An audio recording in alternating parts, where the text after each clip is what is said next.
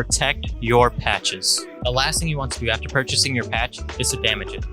So today we're going to show you how to iron them on without ruining your patch and maintaining its quality. This technique works best with most patches. You want to start by making sure that your iron is set to the highest temperature. The common mistake is directly applying heat to the patch. The iron can cause severe damage to the material and ruin your patch if not properly protected. We recommend that you use a white t-shirt or a thin towel. It'll protect the patch, but still allow heat to pass through.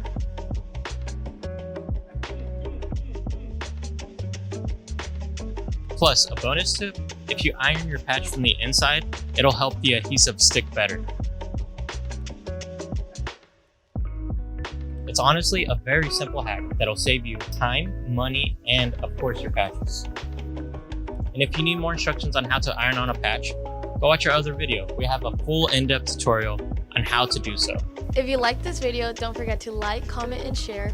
Make sure to subscribe to our YouTube channel, and don't forget to follow us on the rest of our social media accounts.